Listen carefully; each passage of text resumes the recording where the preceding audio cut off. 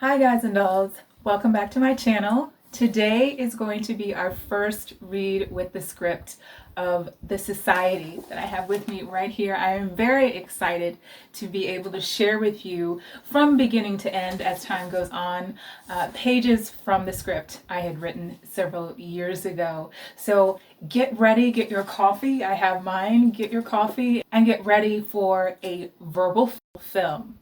Okay, so like really a script read, but you know, let's get started. I introduced you guys to the story last week a bit with the characters, giving you the sort of the introduction into what the story is about. So I will have that video link for you available if you missed it. Just to give you a little bit more, when I was writing this script, I didn't have a set period, a set time frame. So I really went loosely based somewhere in the 1850s. And if you've seen the garments that I've sketched out and shown, that will give you more of a visual as we read of what the characters are dressed like and the period that they are in. I'm just going to read, let's just say the first 20 pages. And I'm sure you don't want to just sit here and watch me read. So more than likely, I'll just have some of my sketches play as I'm reading, so you have something to look at other than me. Unless, you know, this will feel to you more like a book read, and since we're all social distancing, hopefully, maybe it will feel more like we're all gathered around the table together. So leave a comment and let me know for future readings if you would prefer just to watch me read, or just have some of the sketches pop up as from my storyboard, and we'll take it from there. This video, I guess I'll do a little bit of both, so you can get a feel of which one you would prefer as we go forward. But for now, I'm going to step right in and start reading from TheSociety. Parchment paper overtakes the screen. A man's hand takes to a quill. Dipping the quill into a jar, the man begins to write. Man's voice, voiceover. There was a place, there was a time, many years ago, when the galaxies were aligned, the heavens and the universe were in harmony, and created a world. Exterior, universe. The galaxies and stars fly past, they unite in alignment. Exterior, ship deck, night. Through the piercing fog, man writes in calligraphy along the blank paper. Man's voice, voiceover. A world where every man, woman, and child see the vivid images of color, albeit the bear to cross has never been race, for it does not exist. Instead, it's the gossip circuits, the matchmaking mamas, social status in clubs, the blokes and the dames, the chaps and the ladies, the ranks, the titles. The main title lifts from the paper onto the screen as man writes, TheSociety. Exterior, Sydney Estate, night. Through the stars. A young woman lies in the grass admiring the stars. She hums in tune as the night air caresses her face. Handsome features, brown skin, late 20s. Her eyes are closed. She sings angelically. Her eyes open, enchanting brown eyes. She turns her head, peers through the blades of grass. She continues to sing. Out in the distance, a star falls from the sky. Series of events. Exterior, Sydney Estate, continuous. The earth beneath the young woman gives in, swallows her like an earthquake. Interior, cave, night. A ball of fire hangs in the balance, burns so hot it's blue. The invisible wall surrounds the ball of fire like a heat wave. Young woman approaches the strange fire, willingly. Young woman stands in an abundance of autumn leaves. The leaves start to blow vigorously about her. From autumn to summer, the seasons morph one into the other. Exterior, a field, continuous. An abnormally large tree amongst trees captures the young woman's attention. She walks toward the tree when a door opens on its trunk. Interior, tree trunk, continuous. Disappearing inside the trunk, young woman sees an orchestra playing for an audience that sits in rows, listening. A fiddler plays as the ball of light swishes past the young woman. Young woman turns her head to follow its path. Exterior, woods, continuous. Fog creeps through the trees and the ground, overtaking the woodlands. Exterior, woods, continuous. Emerging from the fog, warriors and beasts alike march to a purpose. Warriors march along, beat their drums of warning. Exterior, woods, continuous. Young woman follows the mass of warriors and beasts, marching. Exterior, seashore, continuous. Ahead of the warriors and beasts, the sea runs wild, winds blow vigorously. All come to a halt, man and beast alike. The seas part. Warriors continue to pound their drums. Exterior, sea, continuous. Between the parted sea, the ball of fire burns high above. Young woman breaks from the mass of warriors, heads to the burning light. Exterior, sea, continuous. Like the wings of an eagle, arms spread wide, young woman runs her fingers through the walls of water. She strides. Exterior, sea, continuous. Before the ball of fire, young woman collapses to her knees instantly. Exterior, sea, continuous. In answer, the sea comes together around the young woman in burning ball of fire, rotating about like a cyclone. Exterior, sea, continuous. A cyclone from deep within surfaces, rising from the sea, and an aura dances inside the rotating tunnel. Exterior, sea, continuous. Heavy rain falls, lightning lights the sky. From the eye of the cyclone, young woman soars into the calling winds by the force of the burning ball of fire. Exterior, sea, continuous.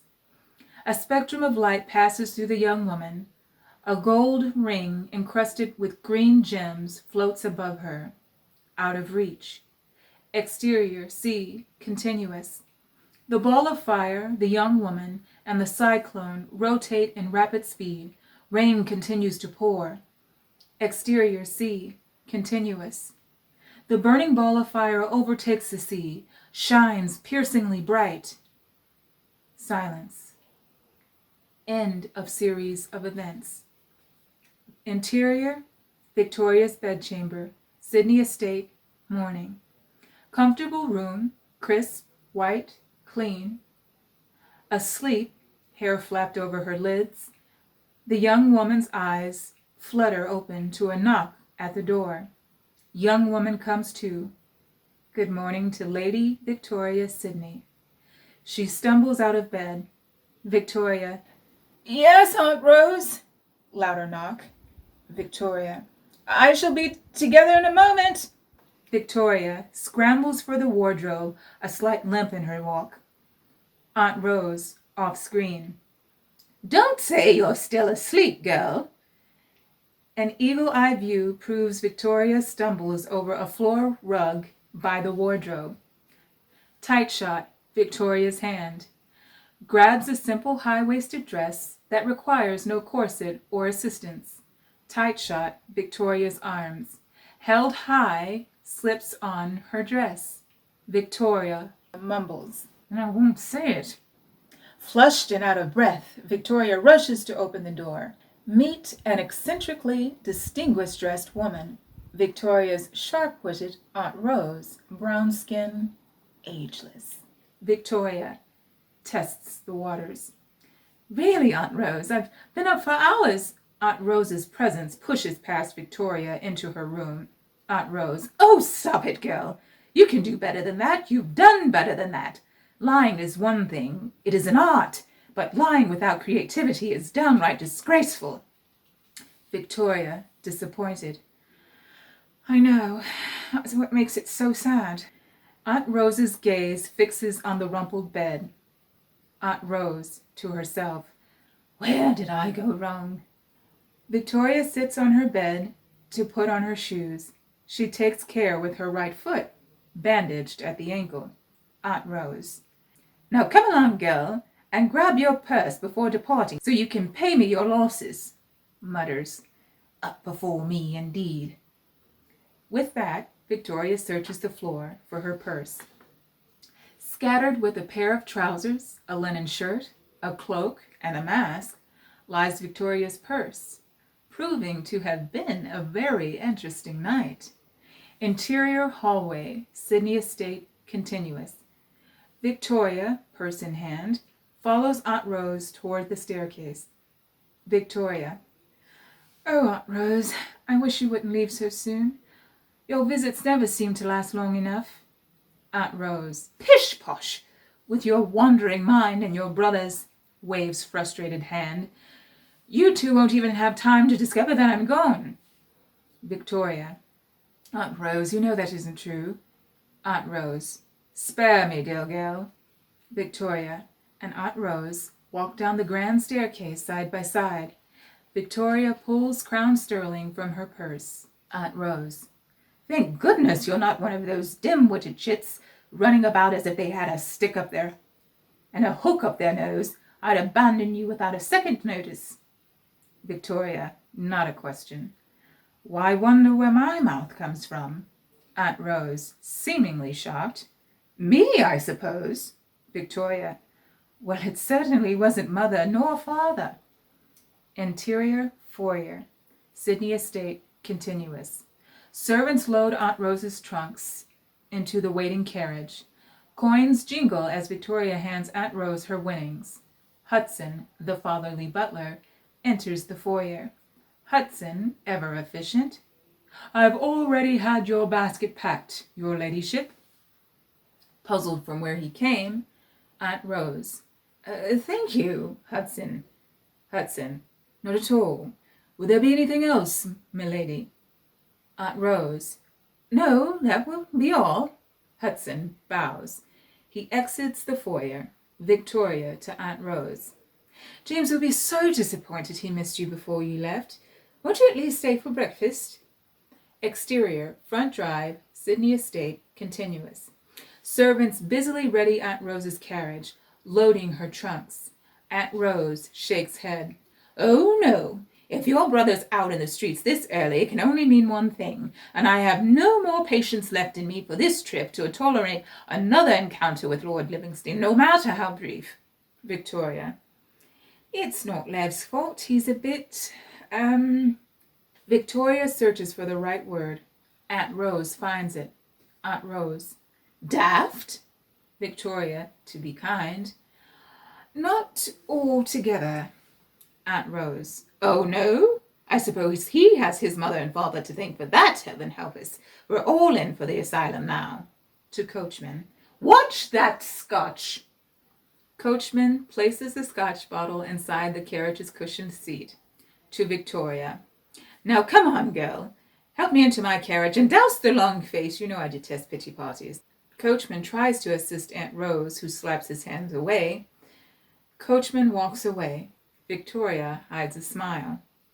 Victoria. Only too well. Aunt Rose. Anyhow, I must go spend some time with your cousin before the baby arrives. Victoria. Her first. How is Mary coming along? In her last letter I couldn't make you aware of her condition. Aunt Rose steps up the footplate into the carriage. Aunt Rose, done in. She's quite well. It's that husband of hers. Before I left, you'd think he's the one having the baby. Stomach pains, morning sickness. Victoria sympathetically laughs. Poor Charlie. Aunt Rose. Poor Charlie. Poor Mary. To have to take care of two babies at once. One on the way and the husband full grown. Victoria. Well, send them my love. And tell Mary and Charlie all they have to do is send word and I shall be there as quick as the wind. Aunt Rose. Remembering a time. I'm sure you'll be more than needed and more than appreciated. You know the way Mary feels about you. Sisters at heart, she says. Victoria smiles slightly too, remembering a time. Exterior, entry gates. Sydney Estate, continuous. A carriage rolls in. A dark, youthfully attractive man, Lord James Sidney, Victoria's younger brother, mid-20s, jumps out of the carriage, running toward Victoria and Aunt Rose. James. Aunt Rose! Victoria. What brought you out so early, James? James. Lev had a little situation this morning. James halts beside his sister. Aunt Rose, to Victoria. Dodging swords with Dafty? James pulls a pistol from his greatcoat. James. I had to serve as a second. Victoria groans inwardly. At least it wasn't swords. Aunt Rose frowns impatient. What's the difference? James pulls a handkerchief from his pocket, begins to wipe his gun.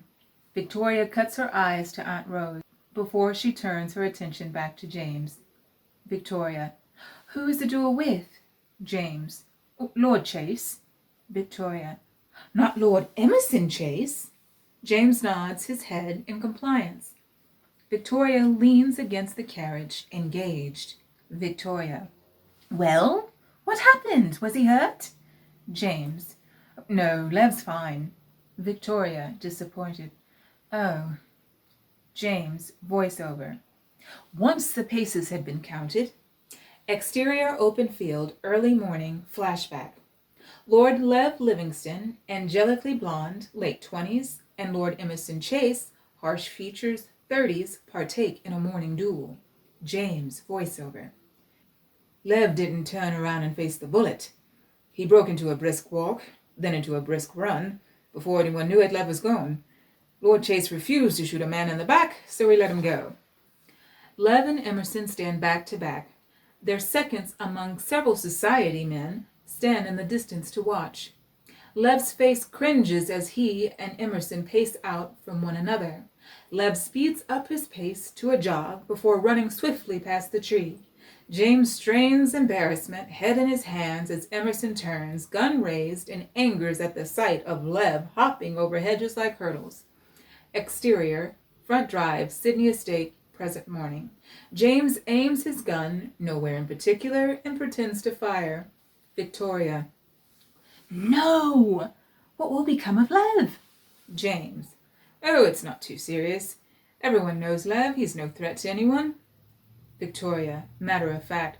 Save himself? James. I stood and was able to resolve the problem sufficiently. I've known Emerson entirely too long. He wouldn't have had the heart to shoot me in front or back, regardless of his reputation. Victoria, more to herself. You'd think I'd be used to this sort of thing. Placing his gun and handkerchief back in his pocket, James turns to Aunt Rose in her carriage, door still open. James, on slippery ground. Will you be coming back to see us soon, Aunt Rose? Aunt Rose.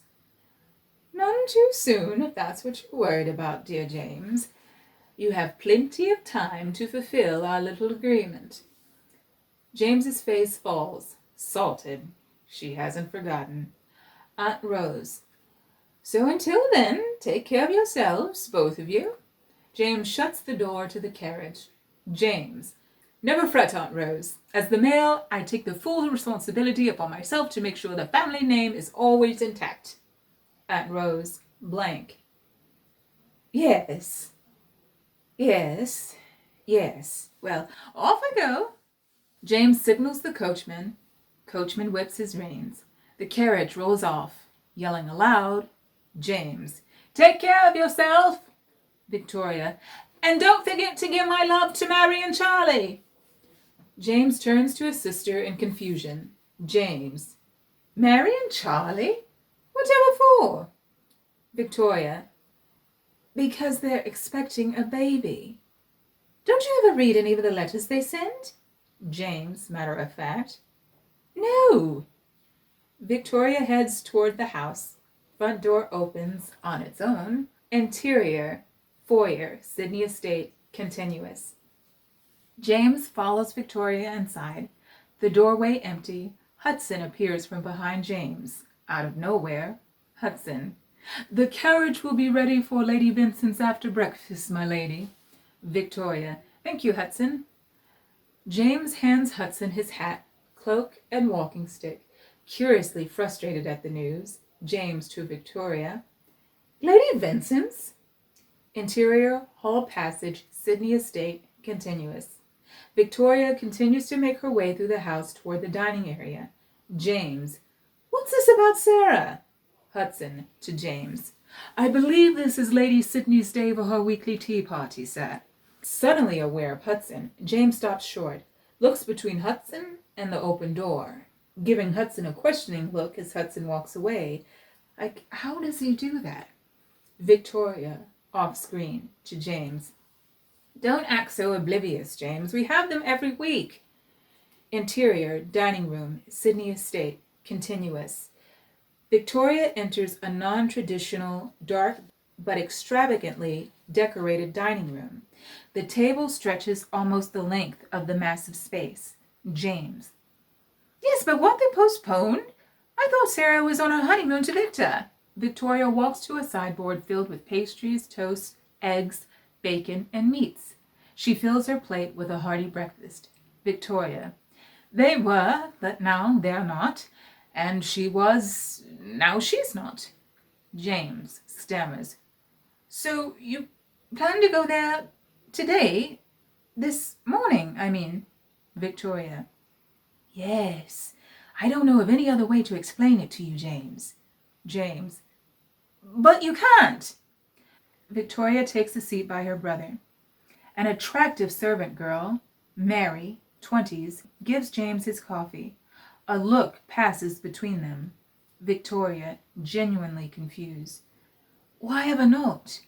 James, back to the conversation at hand, ponders after a moment. Because I have a meeting today. Victoria. A meeting? I didn't know. James. Yes, it's some colleagues of mine. They're expecting me any minute now. Victoria. Colleagues? Beat. Luke, Lev, and Reginald? James remains silent, annoyed Victoria knows him so well. Fussing, he sits down at the table without his breakfast. Victoria. Oh, suck it up, James. I'm sure your meeting can wait until after we finish breakfast. No doubt Lev's still running about the streets for a good hiding spot. He won't show his face about town so soon. James considers scenario. You might be right about that. Back to Vic Station. But what do you plan to do about the carriage? We only have one. And I have some important business to take care of this afternoon. Victoria. Drinking port at the gentleman's club is hardly considered to be important business. James, irritated. Nor is sipping tea at a bloody tea party. Victoria. I never said it was. After a moment, reasonably. If it means so much to you, James, would it upset your plans terribly if you drop your big sister off at the Vincents and have the carriage for the rest of the day? James, almost pouting. No, but how will you get back home? Suddenly astonished. You don't expect me to come back and pick you up, do you? Victoria. Well, if I did, I certainly don't expect you to do so now, no. But I appreciate your concern. James. I just don't want to spend any more time at the Vincent estate than is absolutely necessary is all. Whispering. It can't be trusted. Victoria. Pray tell. James, confident in his theory. It's a marriage trap. Victoria, blank. Amazing. James looks around the room. Anyone listening? Satisfied, James leans towards his sister. James. Isn't it? I don't know what it is about newlyweds. They have this curse on others to make sure they are hooked by the line as they are. The marriage reaper. Paranoid. Well, not me. I won't be caught so quickly. Victoria. I see. After a moment. Don't bother, James. I'll have Victor's carriage carry me back here, or at the very least, walk home. James. Excellent. Now how about some tea? Exterior gazebo, Vincent Estate, later that day. Fashionable gazebo, Victoria sits amongst her three best friends.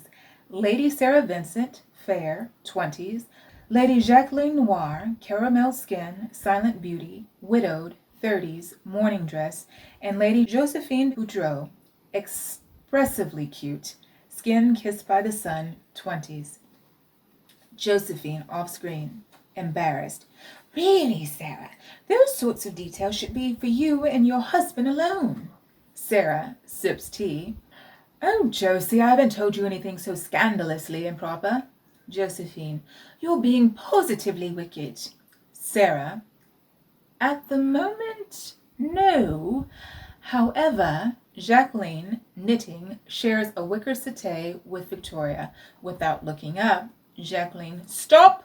We get enough of that with Lord Cedric in this one, nods to Victoria, as it is. Victoria, nose in book, sits in an unladylike fashion that shows a bit of a bandage over the rim of her right shoe. Josephine, now engaged. But do tell, Sarah, is it as good or as bad as one hears? Sarah, why, Josie, I thought it positively wicked. Jacqueline continues to knit without looking up. Jacqueline, Josie obtains more for matters in which she dares not discuss than any saint ever would. Josephine, defensive. I do not. I simply wish to comprehend that in which others dare not understand. It's all very simple. Victoria flips a page from her book. Victoria, whatever that means. Jacqueline spies a quick glance under her lids at Victoria's exposed strip of a bandage over the rim of her right shoe. Josephine begins to speak. Sarah pours tea, interferes. Sarah smiles wickedly. However, you will be delighted to know that all you wish to inquire is exactly the way our own Victoria has filled our ears with in moments such as these countless occasions. Josephine gasps as if to faint. Victoria raises her brow ever so slightly, reaches for a scone. Sarah and Josephine eye Victoria curiously. Sarah. But what surprises me most, Tori, is the uncanny accuracy to your erotic tales. Josephine, intrigued. Yes, Tori. Is there a scandalous affair we don't know about? Do tell. Victoria looks up from her book, smirks delightfully. Victoria. There once was a woman named of Kate, who went with her beau named of Nate. Her skin warm as pie, he admired her thighs, for in the center was the cherry he... Jacqueline pokes Victoria with a knitting needle. Victoria screams, "Ah! What are you, crazy?" Josephine starts to speak. Her speech fails her as she spots Lord Sebastian Vincent, 30s, boyishly charming, and his older brother, Lord Victor Vincent, charmingly handsome, late 30s, walk toward the gazebo. Jacqueline whacks Victoria with her knitting needles. Reluctantly and visibly annoyed, Victoria sits up. Sarah glows with Victor's kiss, publicly. Victoria watches the couple from over her book. Jacqueline takes notice. Victor, Lady Noir, Lady Boudreau, Lady Sidney, I'm pleased to find you're able to make the Vincent estate feel as yours. I confess I was put in with worry you would not feel comfortable in relocating your weekly ritual to new grounds. Jacqueline. Nonsense, Lord Vincent. Being an admirer of your estate from afar for so long, we are only too grateful to be able to add such a place to one of our weekly gathering locations. Lord Sebastian singles out a shy Josephine. Sebastian, secretly enamored. Lady Boudreau, I trust you are well this morn? Josephine blushes. Quite, my lord. Victor. My brother and I were just on our way to the clubs this morning to discuss some business. Victor and Sarah exchange knowing glances to one another. Sebastian clears his throat. The spell is broken. Victor looks away from his wife. Victor to Victoria. I gave word to my man to have the carriage ready when needed. Jokes innocently. Seeing that we do have more carriages than necessary, he shall take you anywhere you should need to go. Victoria. Thank you, my lord. You are very kind, but I don't mind the walk, really. Rather used to it. Victor. You can't be too safe these days, Lady Sidney. There's been a string of people held up by a masked, caped bandit recently. Hasn't been stealing for keeps. All the jewels taken seem to show up in the most odd places, like a treasure hunt. Victoria. Yes, so I heard. I believe we've seen the last of the bandit, however. I heard someone found a pile of clothes floating in the sea. I think he ran into some trouble last night and got caught in a rather nasty tangle, so to speak. Jacqueline halts her knitting directly. Her curious eye gives Victoria the once-over before traveling down the length of Victoria's leg to her right ankle hidden under her skirts. Sarah. Extraordinary! Perhaps the trips to the water should be in order. Which direction? Victor to Sarah. Come, Inspector Sarah. I have a more personal case for you. Helping me find the door. To the ladies. If you would excuse me, ladies, I have an appointment. Sarah takes her husband's arm. Victor to Sebastian. I'll wait for you up front, old boy. Sebastian nods in response. Sebastian to Josephine. I'm sure I'll make it to the carriage before he does anyway. Comprehending, Josephine's eyes widen in shock. Sebastian turns to face her. Sebastian, concerned. Lady Boudreau, I am sorry. I have shocked you. I meant no such intent. Josephine. Why, no, Lord Vincent. It's only you speak so freely about your brother and his wife. Sebastian. Do I? I'm sorry, but you mustn't worry. I believe it's quite common knowledge that the vigorous reputation my brother once had for countless uncomfortable, that is to say, for several, well, he only holds for one now. Comfortably smiling. It's safe to say my brother has been struck by love's arrow. Sebastian watches his brother disappear with Sarah through the doors of their home. Josephine watches Sebastian. Josephine admiring. Yes, quite. Exterior, garden outskirts, Vincent Estate, continuous. Jacqueline leads Victoria away from the gazebo, taking the garden path. Victoria follows Jacqueline a fair distance. Jacqueline, in no doubt. All right, out with it. Victoria stares ahead, innocently. What? Jacqueline. Now come along, Victoria. Don't play missus with me. Those two back there may claim not to know you very well, but I do, my dear. And you know the only scandalous affair you've ever had is in Samson's Legions of Lust, Chapter 2, page 23. Victoria. Read it too, eh? Jacqueline, thrown off course. 3 times. Though not to mention the time I jumped straight to page 118. Victoria. That was a sight, wasn't it? Jacqueline. Quite. Realizing her discourse, Jacqueline stops mid-stride. Jacqueline, motherly. Now stop this, Victoria. I see the masquerade you put on in front of others, but I am your dearest friend. Fear not play the brave front for me. Sisterly. I see your face, and I know the lengths in which you wish it so for you and you alone. Victoria limps away. Jacqueline. And speaking of masquerades, why the sudden limp? A nasty tangle? Did your foot get stuck on the way out of a window? Snagged on a twig in the gardens? Victoria. Wrapped around my trousers trying to snatch them off in the dark. Jacqueline's eyes pop. Jacqueline. Victoria! Whimsical you are, but vexatious? What if you had been found out?